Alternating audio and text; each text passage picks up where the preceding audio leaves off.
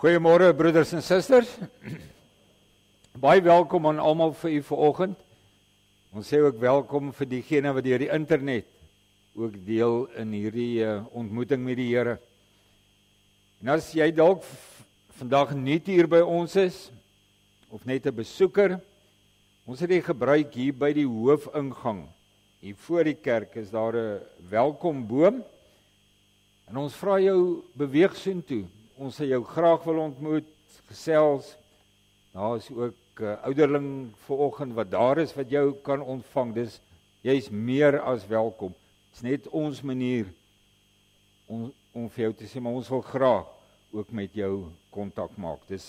Neem gerus daai vrymoedigheid. Die kollektes vandag is vir die diakonale kas en vir Crossroads.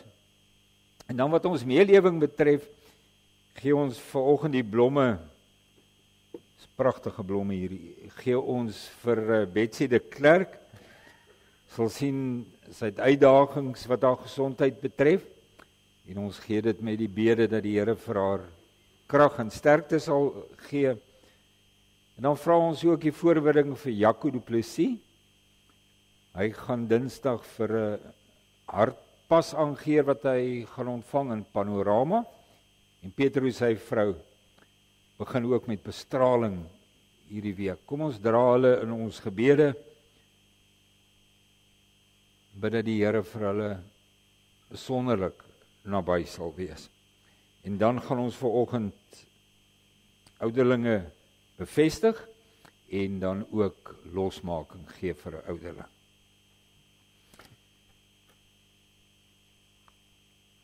Die tema van ons woordverkondiging vandag is dit is Christus. Hy moet meer word en ek minder. Ons kan ook sê moet God wees in ons lewe, in sy heerlikheid en sy grootheid, en ons moet weet hoe klein ons voor hom is. Al ons liedere, al ons psalms, alles draai rondom hierdie tema. En kom ons begin deur vooraf saam te sing. Jy kan net so bly sit. Psalm 8, dit is op bladsy 30, die Tosiusberuiming. Ons sing daarvan vers 1, vers 3, 4, 5 en 7. Psalm 8.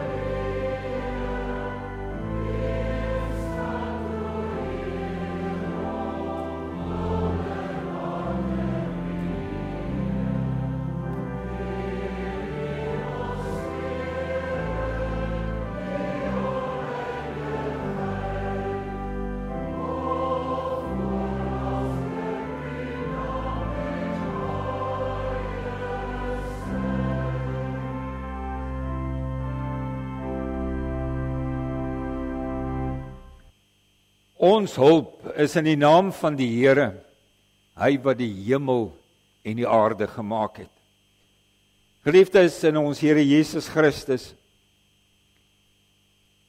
genade en vrede vir julle, van hom wat is en wat was en wat kom, en van die 7 geeste voor sy troon, en van Jesus Christus, die geloofwaardige getuie, die eerste wat uit die dood opgestaan het, die heerser oor die konings van die aarde.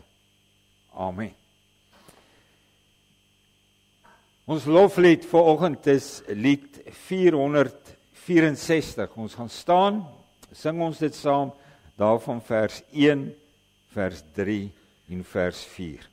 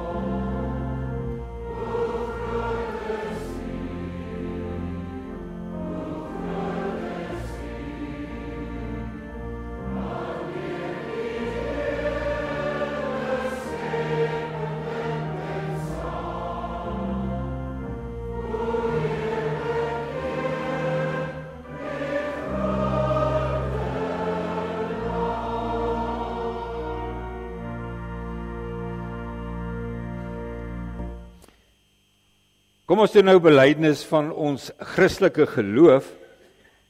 En daarvoor gebruik ek vanoggend die geloofsbelydenis van Nia.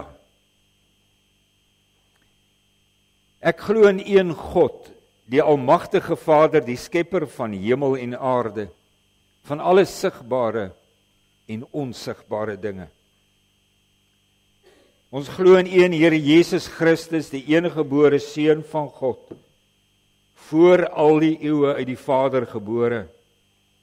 Hy is God uit God, lig uit lig, ware God uit ware God, gebore, nie gemaak nie, een in wese met die Vader, deur wie alles tot stand gekom het. Hy het ter wille van ons mense, en ter wille van ons saligheid, uit die hemel neergedaal. Hy het deur die Heilige Gees uit die maagd Maria vlees geword. Hy het mens geword. Onder Pontius Pilatus is hy vir ons gekruisig. Hy het gelei en is begrawe. Maar op die derde dag het hy volgens die skrifte opgestaan. Hy het na die hemel opgevaar. Hy sit aan die regterhand van die Vader en hy sal met heerlikheid terugkom om die lewendes en die dooies te oordeel. Aan sy koningskap sal daar geen einde wees nie. Ons glo in die Heilige Gees wat Here is en lewend maak. Hy gaan van die Vader en die Seun uit. En hy word saam met die Vader en die Seun aanbid en verheerlik. Hy het deur die profete gespreek. Ons glo in een heilige, algemene en apostoliese kerk. Ons bely een doop tot vergifnis van die sondes. Ons verwag die opstanding van die dooies en die lewe van die toekomstige bedeling. Amen.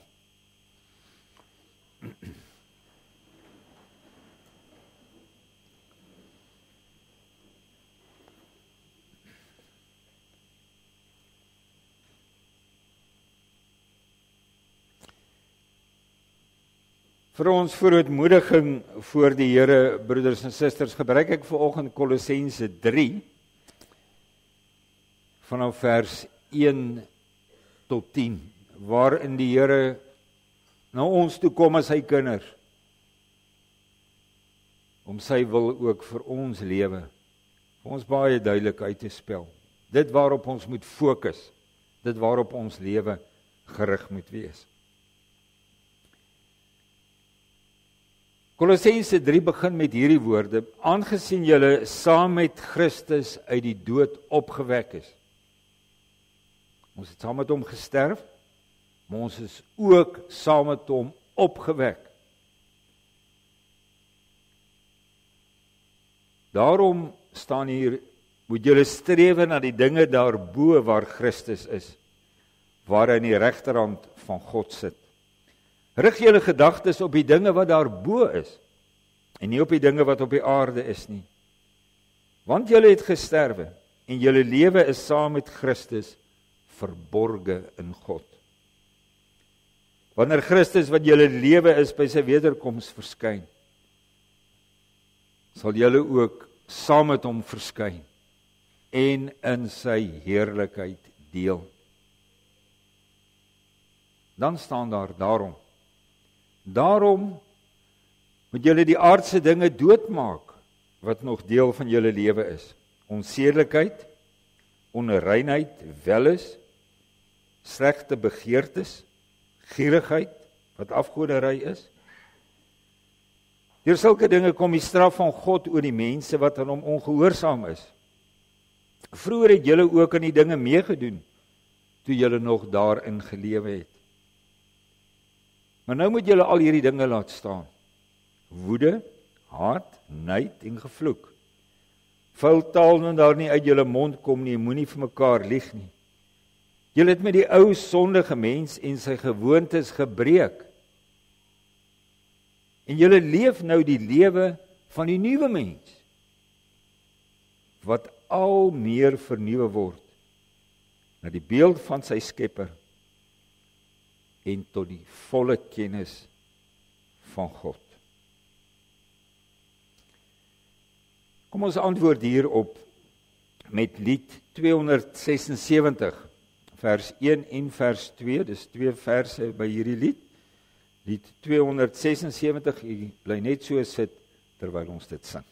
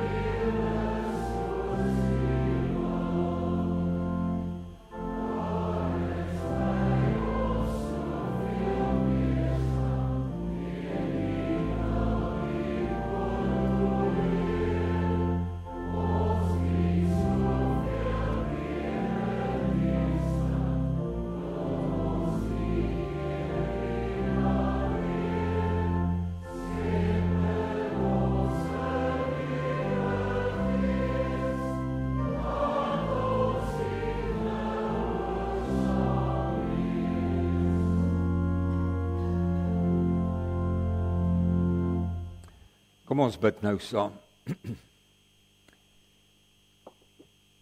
Onse hemelse Vader, voor U buig ons diep en laag neer. Want U is God.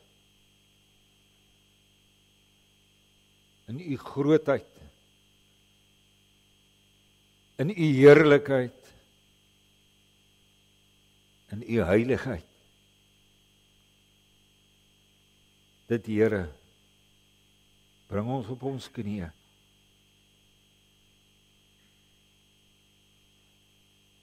Ons besef vanoggend ons eie kleinheid en nietigheid voor U. U is die groot en magtige skepper van alles. En ons is skepsels. U is die koning oor alles. En ons is maar burgers van U koninkryk. U is heilig.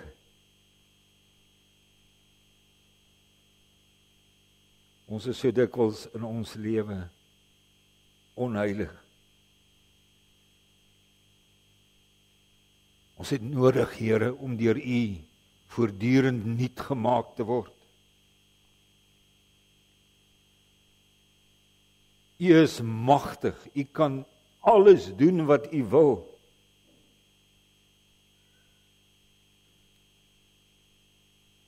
En ons kragte is so beperk.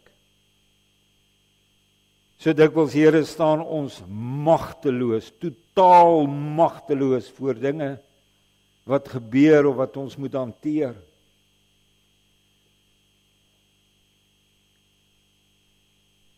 So dikwels weet ons, dit is net U wat ons kan help. Dit is net U wat uitkoms kan gee. In U grootheid en in U mag.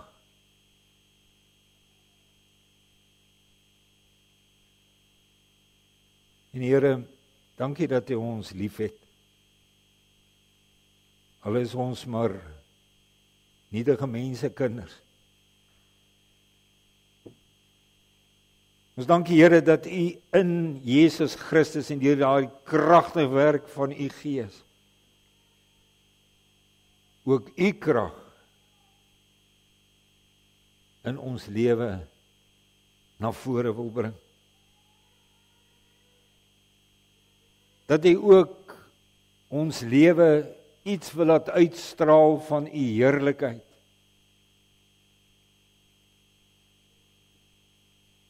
iets laat uitstraal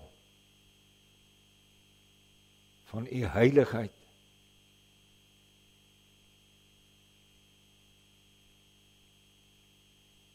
Here, werk dit in ons. Mag ons tog meer en meer die beeld van ons Here Jesus Christus vertoon. Mag ons die beeld vertoon van mense wat nuut gemaak is. Wat daarom nuut leef, wat anderster leef, wat anderster praat, wat anderster skryf, wat anderster doen, as hulle wat U nie ken nie. Dankie Here dat U nie tou opgooi met ons nie. Dankie dat U so oneindig geduldig met ons is. Dankie dat U met ons elkeen pad bly loop. Vorm ons Here deur U woord en deur U Gees na U welbehae. Wil dit ook vanoggend in ons lewe doen. Want ons weet U wil die lewe in ons bewerk. Die ware lewe.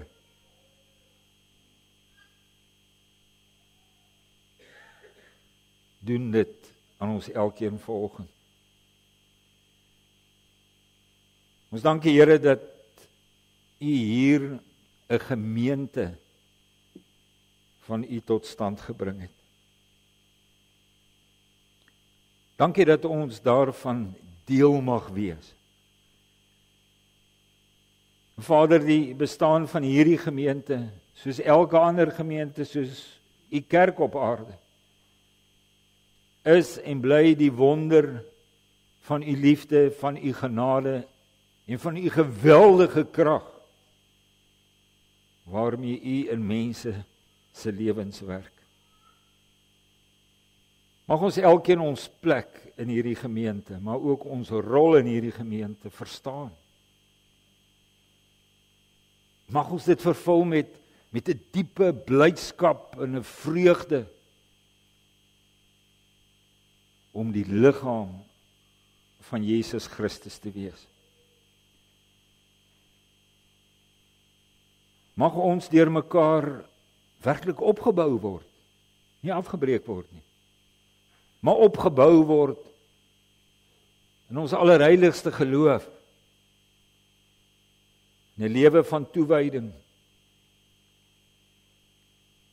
Gee dat ons gawes sal beoefen, sal aanwend, sodat ander ook daardeur verryk en geseën kan word.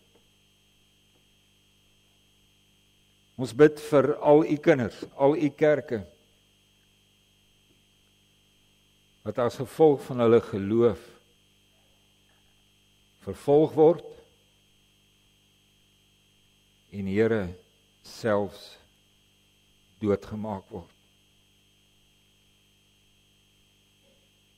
U weet, Here, waar dit oralster gebeur in hierdie wêreld, so baie plekke. U ken daardie kinders.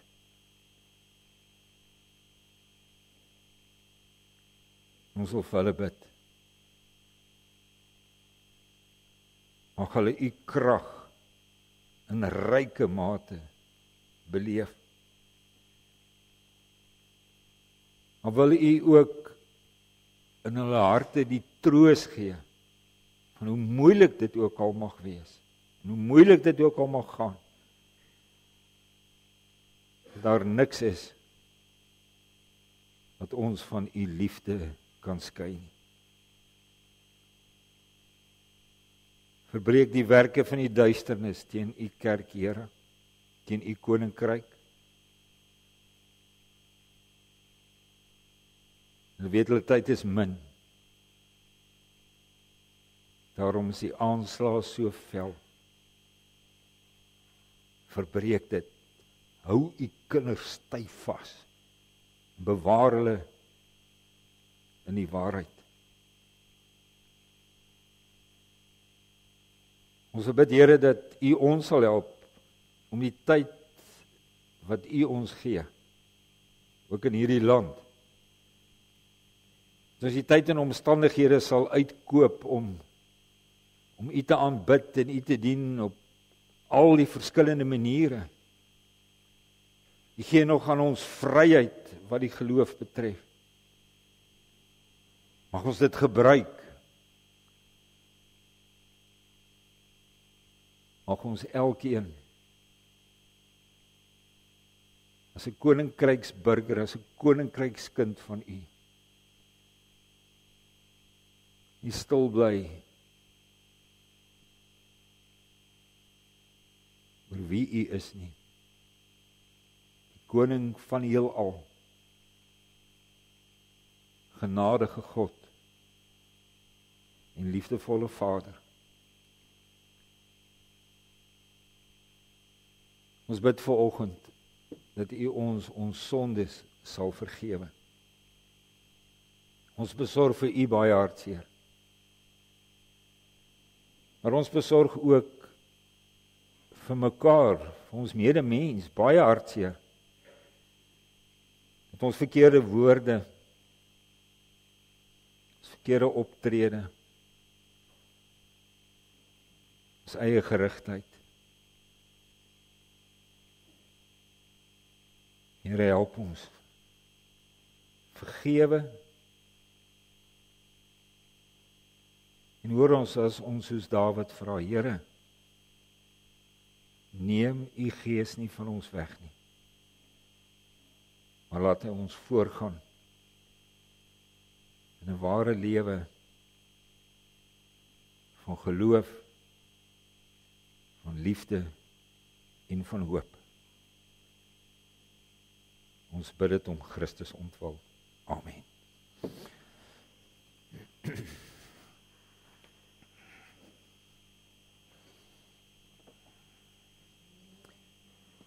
Kom ons lees saam, broeders en susters, uit Johannes 3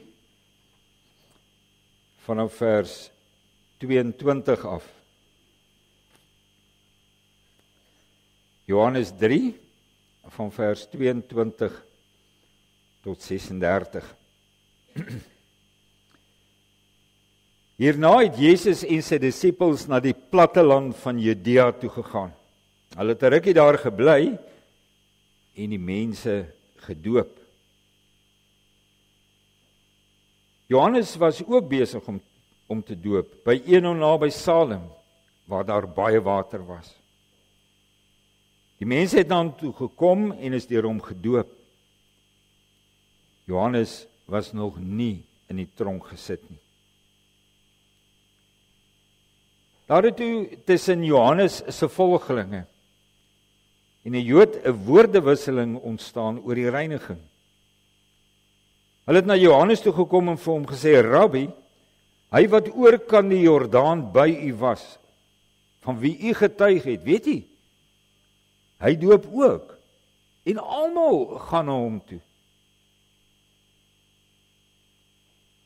Johannes het hulle geantwoord, niemand besit enige bevoegdheid om iets te doen, as dit nie uit die hemel aan hom gegee is nie. Julle is self my getuie dat ek gesê het, ek is nie die Christus nie. Ek is maar net voor hom uitgestuur. Die bruidegom is die een aan wie die bruid behoort. Maar die vriend van die bruidegom staan en luister of hy al kom. En is baie bly wanneer hy die stem van die bruidegom hoor. Daarom is ek nou met blydskap vervul. Hy moet meer word en ek minder. Hy wat van bo afkom, is bo almal. Hy wat van die aarde is, hoort by die aarde en praat die taal van die aarde. Hy wat uit die hemel kom, is bo almal. Wat hy gesien en gehoor het, dit getuig hy, en tog aanvaar niemand sy getuienis nie. Wie sy getuienis aanvaar het daardeur bevestig dat God geloofwaardig is. God het hom immers gestuur. en hy spreek die woorde van God, want God gee hom sy gees sonder enige beperking.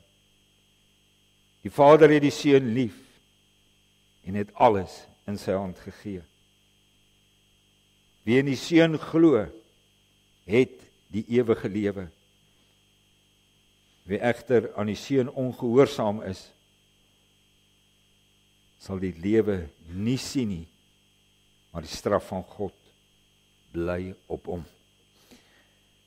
Ons woorde, broeders en susters, uit hierdie gedeelte is vers 30, waar Johannes sê, hy, dis ons Here Jesus Christus, moet meer word en ek minder.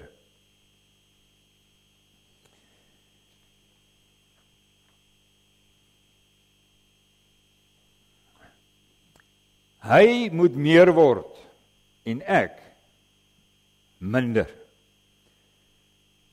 Nou, broeders en susters, ek dink jy besef, dit is groot woorde wat hier gesê word. Hy moet meer word en ek minder.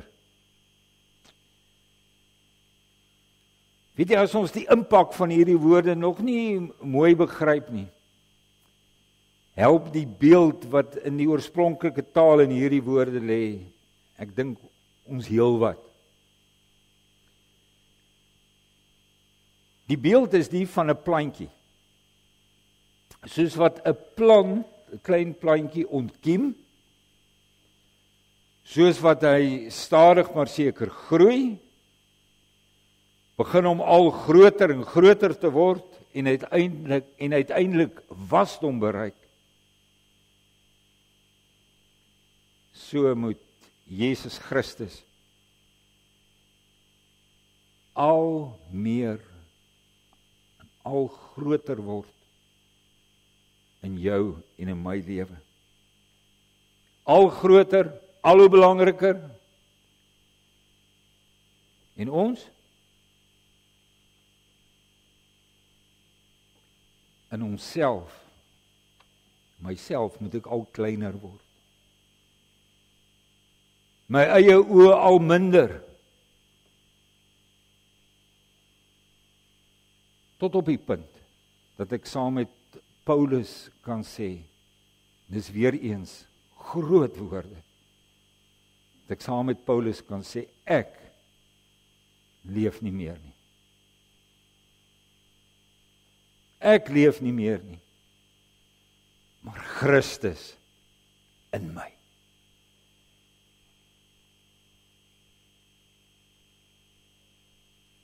Hy moet meer word en ek minder.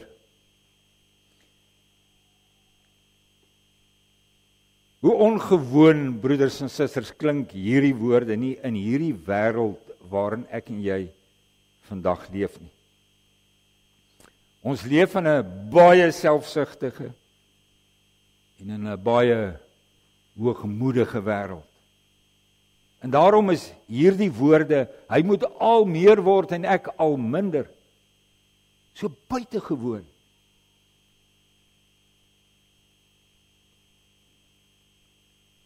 Ons eie ek wil mos nie minder word nie, nie waar nie.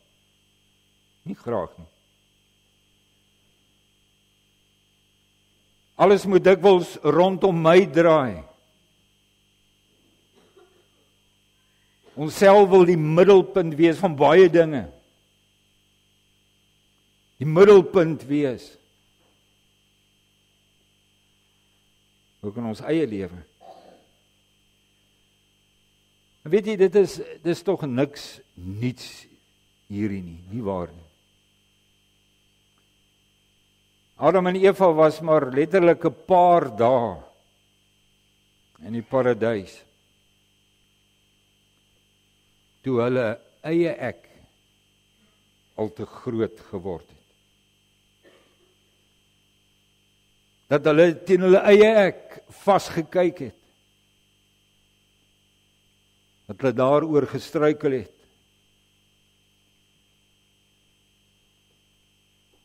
en so oor hulle self en oor hierdie wêreld soveel pyn gebring het. Soveel hartseer, soveel wonde.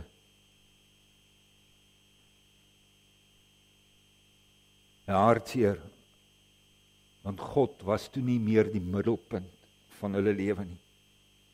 Was nie middelpunt van die mense lewe nie.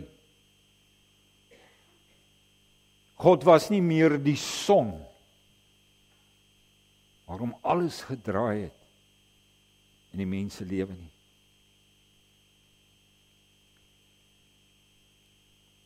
En weet jy, as Johannes dan nou baie jare later kom en hy sê, hy moet meer word en ek minder,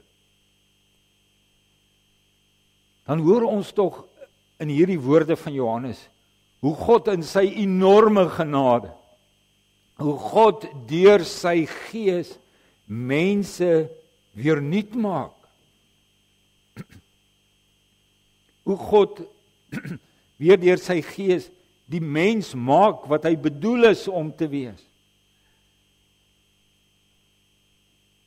Dat hy in alles gerig is op die eer en die verheerliking van God.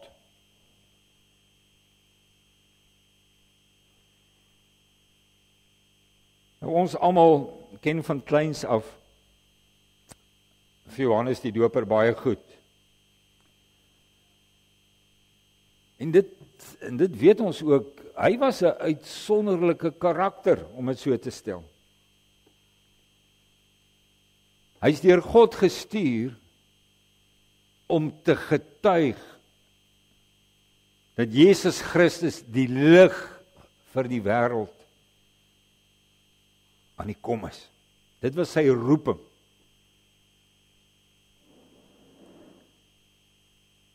Johannes preek in die barre, droë woestyn. En mense stroom na hom toe. Hy dra klere van kameelhaar en sê die eet is sprinkane, wilde heuning. Die mense het na hom toe gestroom. En hy het hulle gedoop. En baie vinnig het Johannes bekend begin staan as Johannes die Doper.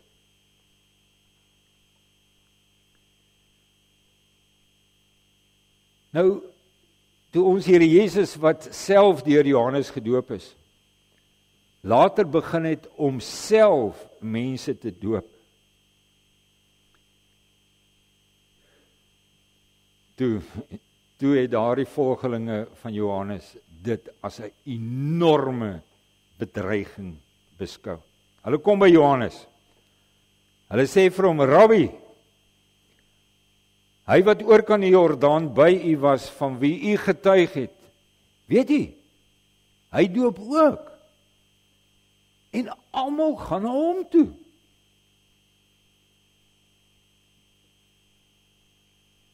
Wat sê hulle? Hulle sê vir hom, meester, hier's 'n krisis.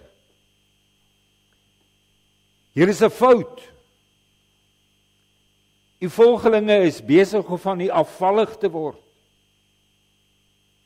Hulle loop op strepe na Jesus toe. Rabbi, die mense dros. Jy sal iets aan hierdie saak moet doen.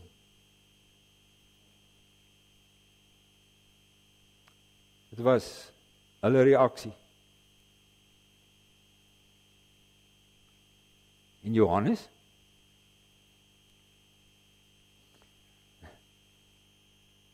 Johannes is nie bitter hieroor nie.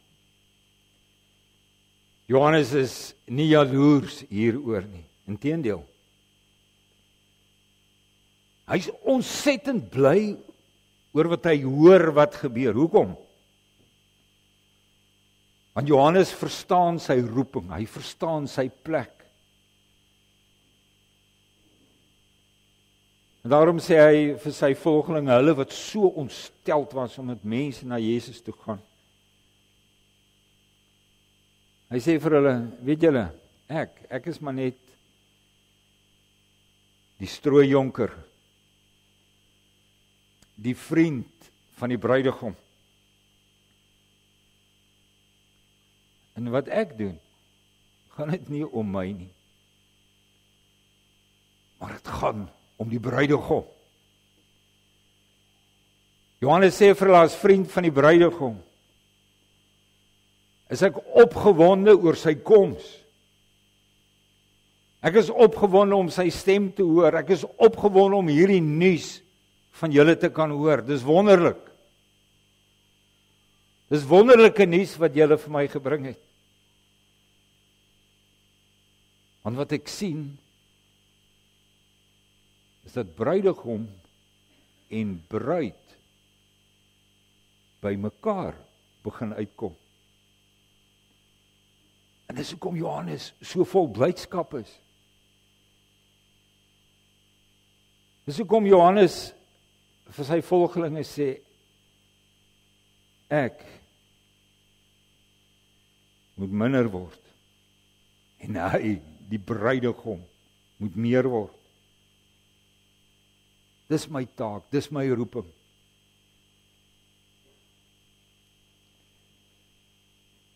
Nou, as Johannes hierdie groot woorde sê, hy moet meer word en ek minder, broeders en susters, dan sê die evangelie nie vir ons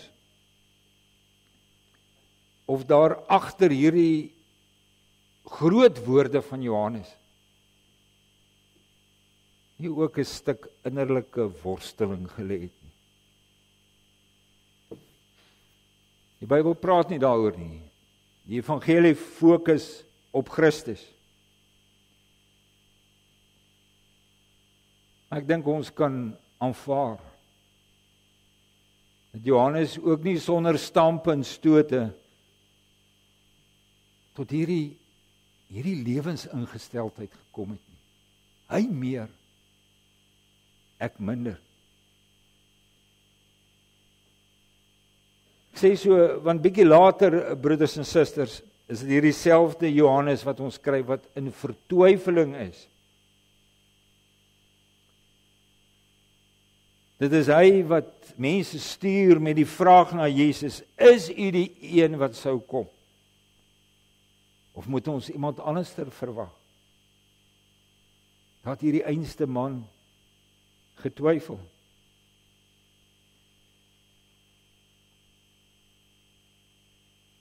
Weet jy, vir baie van die groot Bybelfigure was hulle geloof in die Here en hulle gehoorsaamheid aan die Here nie altyd maklik nie. Ons dink partykeer so, ek dink ons maak 'n groot fout. Hulle het ook maar hulle stryd gehad, ook maar hulle worstelinge. Dink aan Elia. Elia was nie net daai groot kragman voor die Baal-profete nie. Maar hy was ook 'n moedelose, 'n uitgeputte, uitgebrande profeet van die Here onder 'n besembos.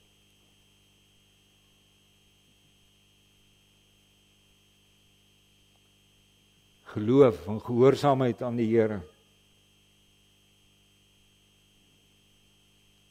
Geloof en gehoorsaamheid aan ons roeping wat ons van die Here ontvang het.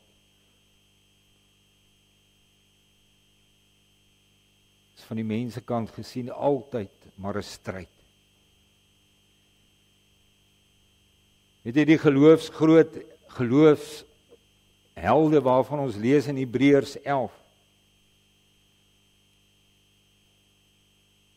was nie van wie hulle self hierdie groot geloofshelde nie. Hulle was dit ondanks hulle self. Ondanks hulle self. Hulle voorbeelde geword van wat God se genade in 'n mens se lewe kan doen. Ek dink dit is soos wat Paulus sê, die krag van God is in hulle swakheid volbring.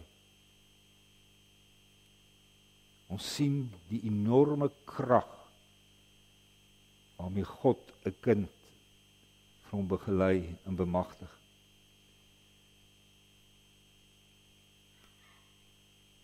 Daarom, broeders en susters, moet dit ons moed gee. Moet dit ons moed gee as ek besef in my lewe moet daar nog baie gebeur.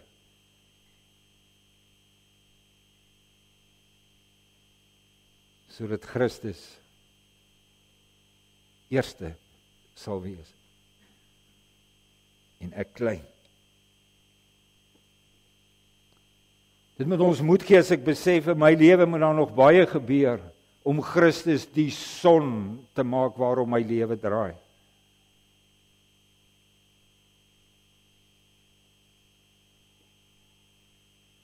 Dis 'n pad wat 'n mens loop. Iemand het die lewe van selfgerigtheid baie mooi met 'n beeld beskryf.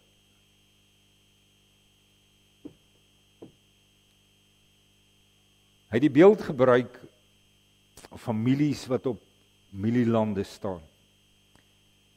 Nou kan dit baie maklik gebeur dat wanneer jy moet skoffel tussen hierdie mielies, dat die kroon van die mielieplant toegegooi word met grond. En daai ou mielietjie groei dan nog verder. Maar omdat die kroon vasgeval het,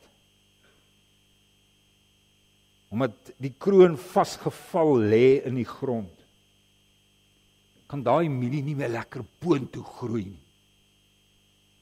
Hy groei partykeer sywaarts. Hy groei krom. Maar hy sukkel. Hy sukkel om uit te kom en na bo toe te groei. Dis 'n baie hartseer gesig om so 'n mielie plantjie te sien. En so is die lewe van selfgerigtheid. Jy is nie vry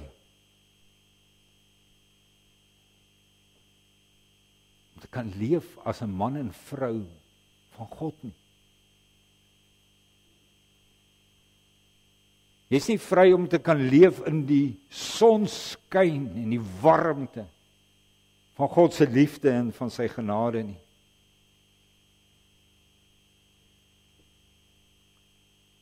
Jy sukkel dan om vanuit die koninkryk te dink.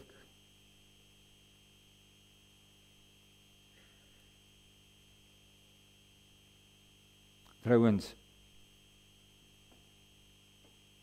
jy is so besig om jou eie koninkryk te bou. Jy die koninkryk van God totaal uit jou sig verloor. Allerlei ander dinge word vir jou belangrik. Behalwe die koninkryk. En die koning van die koninkryk, Jesus Christus.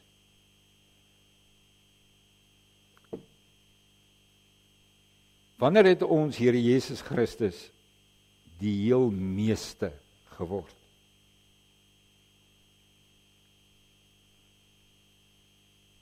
Die oomblik toe hy die heel minste was. Toe hy die heel minste was, deur homself te laat kruisig, tot redding, tot verlossing van God se kinders. Toe hy homself weggegee het, totaal oorgegee het, om mense wat vasgeval was, in eie gerigtheid, in eie diens, om hulle daarvan vry te maak.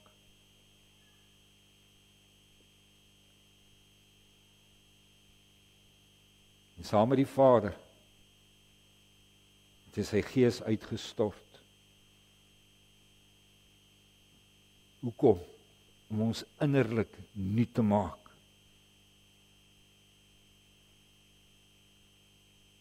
Om weer van ons koninkrykskinders te maak. Mense wat die son van geregtigheid raak sien, en na hom toe leef, en na hom toe groei.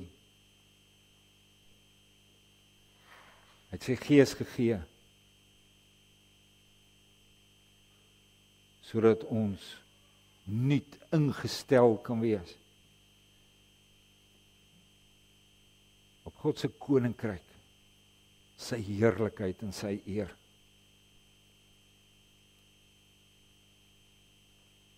Ek het vir julle gesê, dit gaan nie sonder pyn gepaard nie. Want in die proses moet jy aan jouself sterf. Ons moet minder word.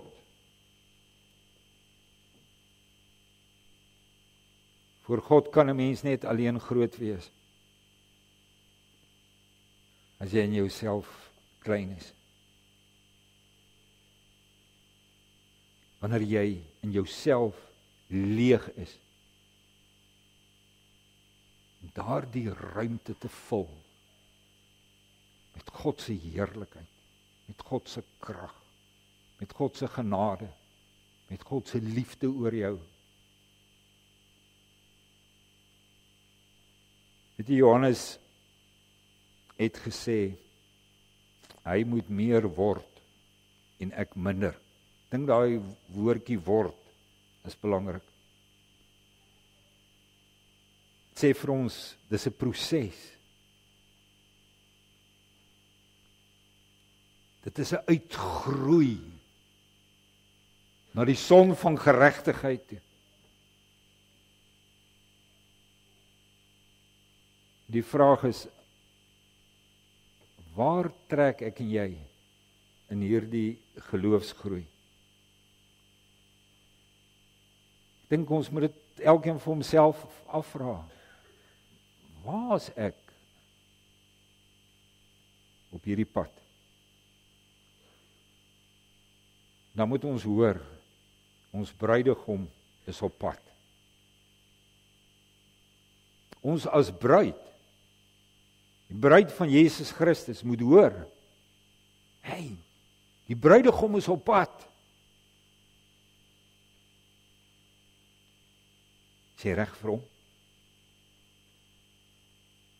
Is jou hart, is jou lewe op hom gerig? Waarmee is jy besig? Word hy al meer in jou lewe? Amen. Kom ons gaan nou daartoe oor, broeders en susters, om die bevestiging te doen. Ons sou vanoggend 2 ouderlinge bevestig het, vir Stefan Swanepoel, maar ook vir David Du Plessis. Nou David is ongelukkig siek. Hy is siek by die huis, ons dink ook aan hom, en daarom gaan ons net vir Stefan vanoggend as ouderling bevestig, en daarna gaan ek ook eervolle losmaking gee aan 'n gewaardeerde ouderling van ons, Cor van der Walt. Kom ons luister na wat die Here sê oor die ouderlinge. U weet hoe ons nou verskillende male die name afgekondig het van ons medebroeders, wat as ouderlinge van hierdie gemeente gekies is, ten einde te verneem, of iemand iets het waarom hulle nie in hulle ambt bevestig mag word nie. Aangesien niemand enige wettige beswaar teen hulle voorgelê het nie, sal ons dan vanoggend nou vir Stefan in die naam van die Here in sy ambt bevestig. Vir die doel met jy Stefan wat bevestig word, maar ook almal wat hier teenwoordig is, eers uit die woord van God 'n kort uiteensetting van die instelling en die amptswerk van die ouderlinge aanhoor. 'n Ouderling is iemand wat die diens van die regering in die gemeente van Christus beoefen. Ouderlinge of opsieners Het deurgangs in die apostoliese kerk die gemeente met die woord geregeer en met die woord versorg volgens die gawes wat die Heilige Gees gegee het. Ons glo dat Christus mense tot besondere dienste in sy kerk roep. En sy doel daarmee is om die gelowiges vir hulle dienswerk toe te rus en tot opbouing van die liggaam van Christus. Daarom rus Christus hulle ook toe met die gawes wat hulle nodig het. As ouderling Stefan word jy geroep om die gemeente te regeer en te versorg. Hierdie diens word nie net aan een of twee toevertrou nie, maar aan al die ouderlinge saam wat onder leiding van en saam met die bedienaars van die woord die kerkraad vorm. Om hierdie diens behoorlik te kan uitoefen, is dit nodig dat die ouderlinge die woord van God deeglik ondersoek en hulle in die rykdom van die evangelie verdiep. Jou opdrag as ouderling is die volgende: jy moet toesien dat alles in die kerk behoorlik volgens goeie orde plaasvind, dat die woord en sakramente gereeld en suiwer bedien word en dat die sakramente heilig gehou word. Jy moet daarop let dat die bedienaars van die woord, die ouderlinge en die diakens getrou en deeglik hulle goddelike opdragte uitvoer en jy moet die bedienaars van die woord met goeie raad bystaan. Jy moet sorgvuldig let op die leer en lewe van elke lidmaat en alle Christene met raad en troos ondersteun. Teen die lidmate wat hulle nie bekeer nie en hulle sondes voortlewe, moet met die kerklike vermaning en tug opgetree word. Die wat berou het, moet weer in die gemeenskap van die kerk ontvang word. Jy moet veral oor die leer en wandel van die bedienaars van die woord toesig hou, sodat alles tot opbouing van die kerk mag strek en geen vreemde leer voorgedra word nie. Jy moet ook die afvalliges en die heidene tot bekering en geloof in Jesus Christus roep, van so vergader Christus sy kerk. Ek gaan nou vir Stefan vra om asseblief net hier voor te kom staan en op die vrae te antwoord.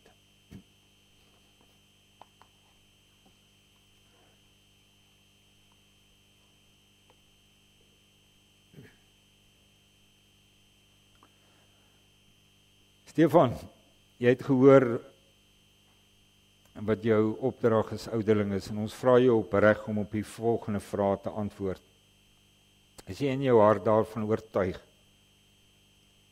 dat jy wettig deur die gemeente van God en daarom deur God self tot hierdie heilige diens geroep is? Glo jy dat die Heilige Skrif die woord van God is en dat dit die volmaakte leer van die saligheid bevat? En verwerp jy alle leringe wat daarmee in stryd is?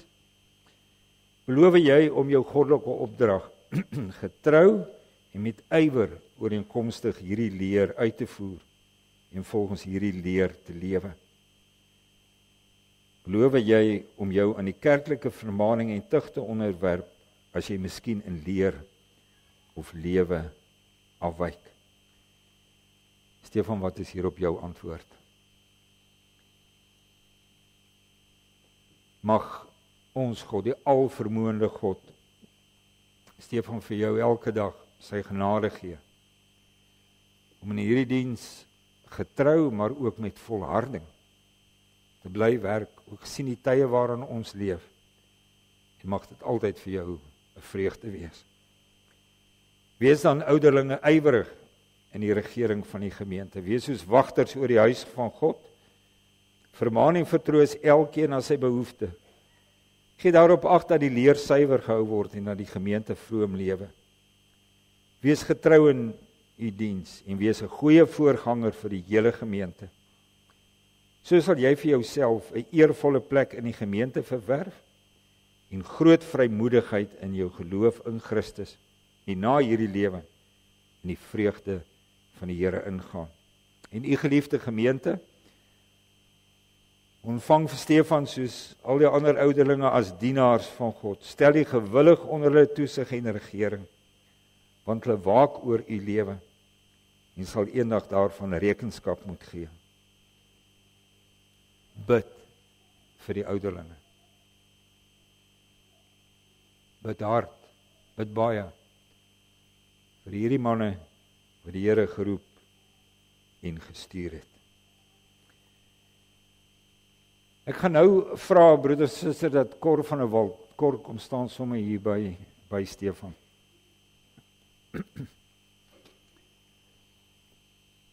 Ons wil graag ook vanoggend broeders en susters eervolle losmaking aan Cor gee. Cor, dankie vir jou dienswerk.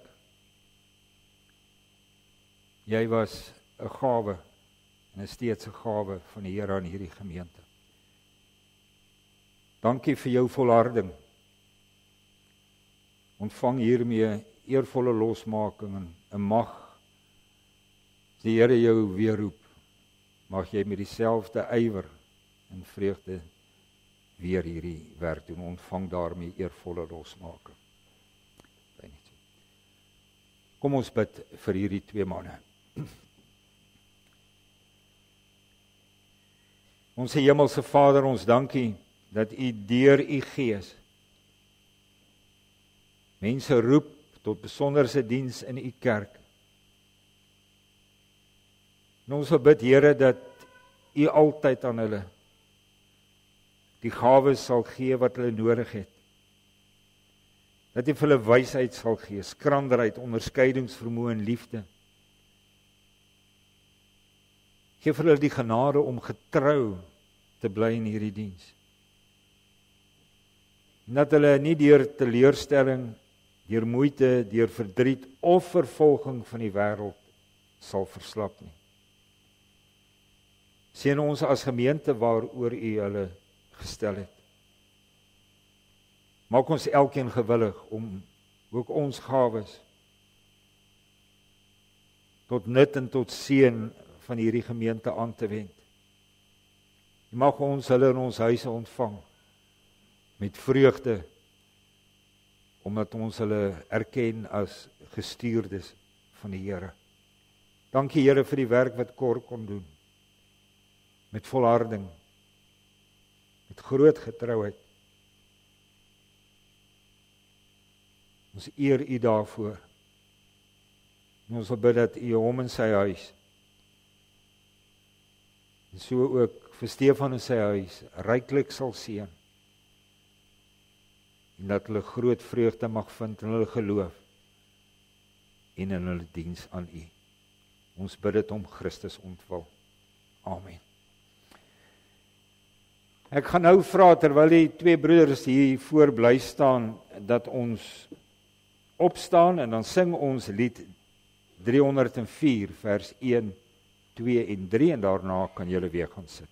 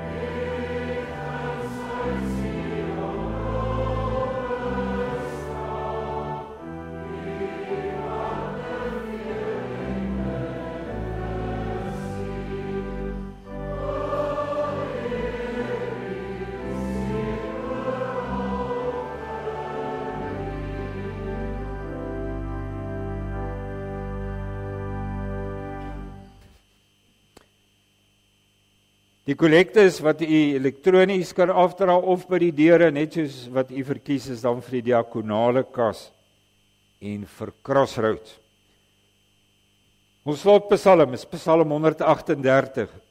Toosies bereiding bladsy 670 vers 1, 3 en 4. Dan ontvang jy die seën van die Here en daarna kan u weer gaan sit.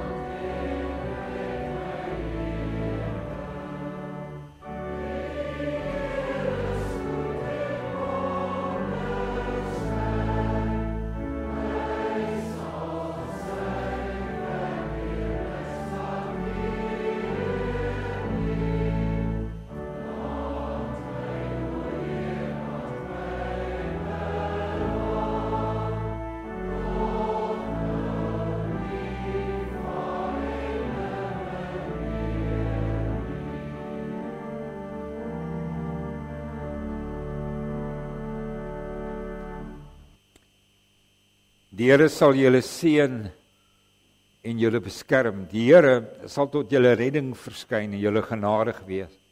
Die Here sal julle gebede verhoor en aan julle vrede gee.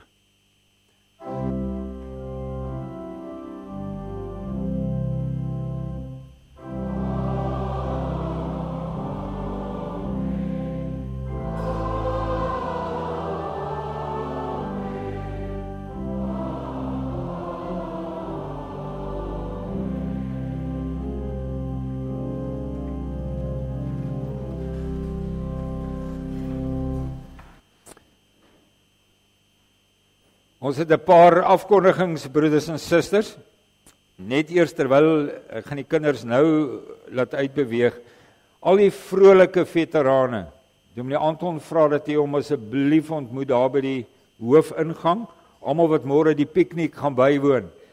Môreoggend om 9:30. En dan is daar vanoggend huisgeloof vir die ouers van die 1 tot 2 jariges. En dan gaan ek vir die kinders kans gee om uit te beweeg na die katekisasieklasse toe en dan vra ek vir Dou Kreer om asseblief na vore te kom.